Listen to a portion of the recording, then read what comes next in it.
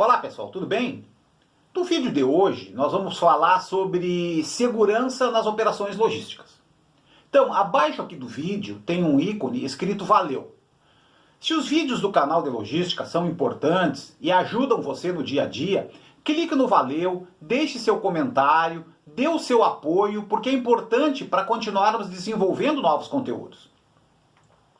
Nesse vídeo a gente vai estar fazendo uma introdução, falando um pouquinho sobre segurança, e depois vamos estar falando sobre os órgãos, e os setores, as atividades da logística, que requerem cuidados e atenção com segurança. Os centros de distribuição, dentro da logística, eles são locais perigosos para trabalhar. E, portanto, cumprir todas as regras, dar treinamento constante, ter atenção e cuidado é fundamental para garantir a segurança e o bem-estar de todos os colaboradores. Acima de qualquer situação, o principal dentro de um trabalho, o principal dentro de uma operação logística, deve ser manter a integridade e a saúde de todas as pessoas. Como se diz na logística, segurança, qualidade e produtividade. São os focos da logística. Então, de preferência nessa ordem. A NR11 é uma norma reguladora que fala sobre o transporte, sobre a movimentação, sobre a armazenagem e o manuseio de materiais dentro de um depósito, por exemplo, e ela versa também sobre os cuidados com a segurança na logística. As unidades logísticas, quer sejam centros de distribuição, depósitos, ou mesmo as áreas de operação das transportadoras, por exemplo, eles têm o grau de risco 2, segundo a classificação nacional de atividade econômica e grau de risco de acidente de trabalho. Então, como a gente vê no quadro abaixo, os depósitos, os armazéns, os centros de distribuição são considerados grau de risco 2. O grau de risco 2 ele é considerado um risco médio, mas que deve exigir toda a atenção e o cuidado com os colaboradores. Como a gente vê na figura abaixo, a classificação de grau de risco ela vai do número 1 ao número 4, sendo aquelas instalações com grau de risco 1 com menor risco, e grau de risco 4 com maior risco. A segurança ela precisa ser priorizada para que se evitem acidentes e, consequentemente, a redução do risco para os colaboradores. Então, pessoas feridas, perdas de vida, não podem ser aceitas na logística ou em qualquer outra área, em qualquer outra atividade. O trauma causado na família, nos colegas e na própria empresa é muito alto.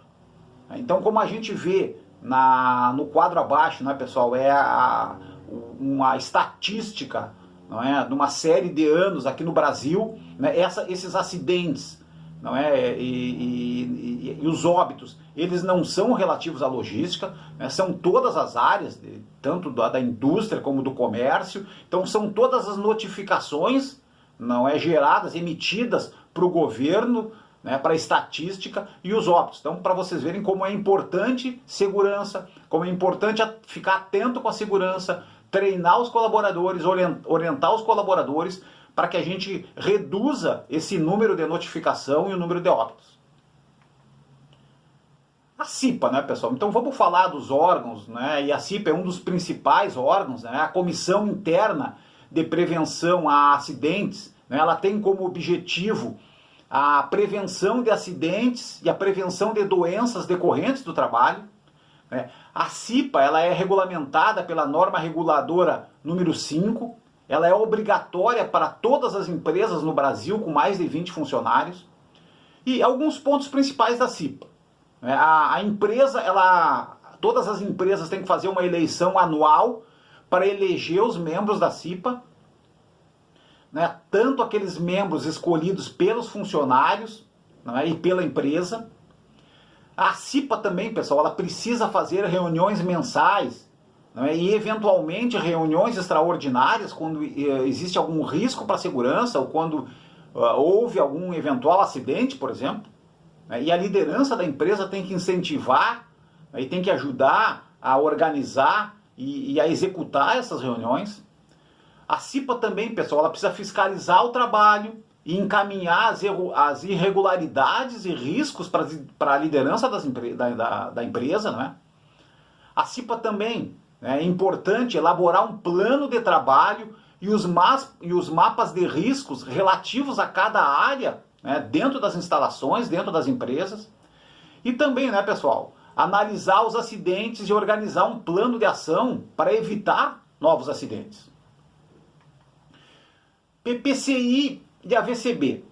Né? Então, o que é? Vamos falar um pouquinho dos dois, tá, pessoal? O PPCI é o Plano de Prevenção e Proteção contra Incêndios.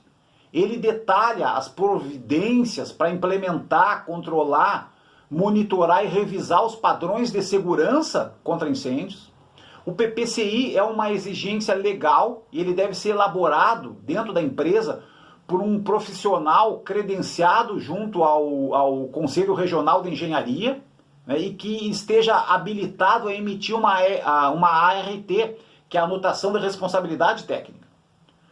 Após a elaboração do PPCI, a empresa vai solicitar uma visita, né, do Corpo de Bombeiros daquela localidade com a finalidade de fiscalizar, né, e eventualmente emitir, né, o AVCB, né, que é o auto de verificação do Corpo de Bombeiros, liberando e validando aquelas instalações como ok pelos bombeiros. Né, e que também dá condições da empresa solicitar o alvará de localização, que é um dos principais documentos para a regularização de qualquer prédio ou instalação comercial. Portanto, o PPCI, né, ele é o principal plano para garantir a segurança das pessoas dentro dos ambientes fechados, né, em relação a incêndios, por exemplo, e detalha pontos importantes. Né, no PPCI são analisadas as plantas de emergência, né, a distribuição dos extintores específicos para as áreas conforme as exigências legais, né, a instalação de uma iluminação de emergência adequada, do alarme de emergência, né, de um plano de abandono, do treinamento da brigada de incêndio, por exemplo, da comprovação, né, e da existência da brigada de combate a incêndio, bem como os treinamentos específicos de simulação, por exemplo.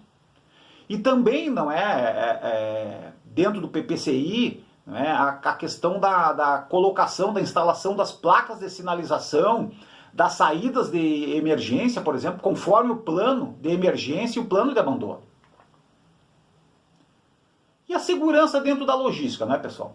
Então, como nós vimos no início do vídeo, as unidades logísticas, eles são locais perigosos para o trabalho, né, com grau de risco 2, e, portanto, exige muito cuidado e muita atenção. A gente destaca aqui no canal de logística, não é, os principais riscos da operação logística. Não portas e docas trazem riscos, as estruturas porta-pallets, as máquinas e as empilhadeiras também, não são riscos para a segurança. Então a gente vai ver cada um desses 3 pontos que a gente destacou como os principais pontos e os que podem gerar, mais problemas relativos à segurança. As portas e docas. Pessoal? Então, as portas e docas dentro de um depósito, exigem cuidado, e exigem regras e controles especiais, pois nesses locais há muita movimentação de veículos, na área externa, veículos de carga e de descarga, e também na parte interna, a questão da movimentação de máquinas, de paleteiras, que podem gerar riscos para a segurança de quem opera no setor. Na área externa, tem que ser limitada a circulação das pessoas, priorizando a circulação dos veículos, principalmente, e evitando que as pessoas se localizem próximas às docas, principalmente quando da manobra dos veículos. Da mesma forma, pessoal, tem que ser proibido aquele costume, de ajudar a manobra dos veículos, quando esse veículo está encostando na doca, por exemplo. O próprio motorista ele tem que ter o compromisso, de fazer a manobra adequada.